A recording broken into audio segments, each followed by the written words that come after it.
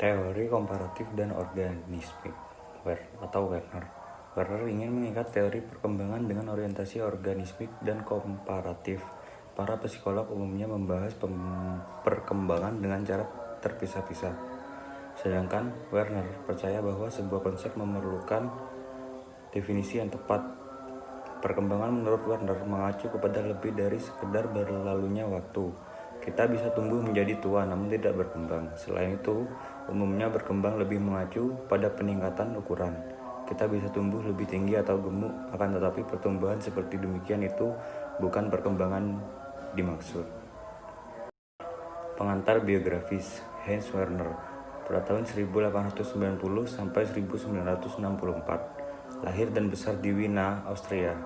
Dia adalah seorang anak penggila belajar yang menyintai musik juga. Sudah belajar menggesek biola sejak usia 7 tahun.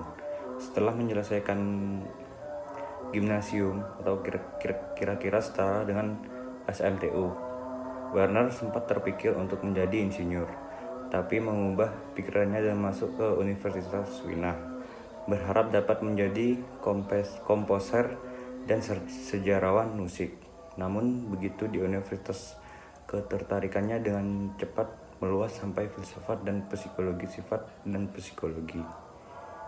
Teori Werner tentang perkembangan, bahwa perkembangan berjalan dengan prinsip ortogenetis. Perkembangan berlangsung dari keadaan global dan kurang berdiferensi sampai keadaan di mana diferensiasi, artikulasi, dan integrasi meningkat secara bertahap. Proses diferensiasi diartikan sebagai prinsip totalitas pada diri anak. Dari penghayatan totalitas itu, lambat laun bagian-bagiannya akan menjadi semakin nyata, tambah jelas dalam rangka keseluruhan.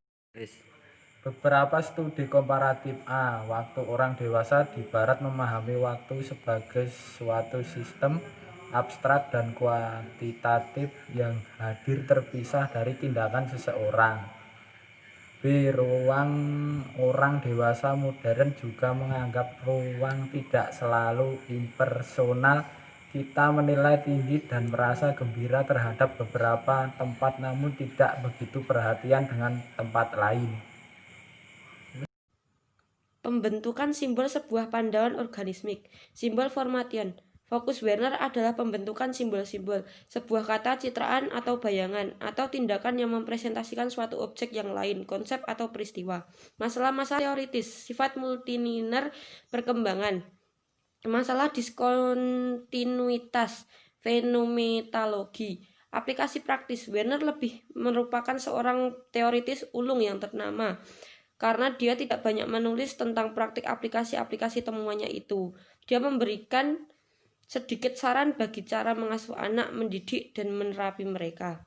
Evaluasi, bagi Werner bahwa anak-anak memerlukan kesempatan untuk belajar lewat aktivitas sensorik motoriknya dan tugas-tugas yang bermakna secara emosional bagi mereka.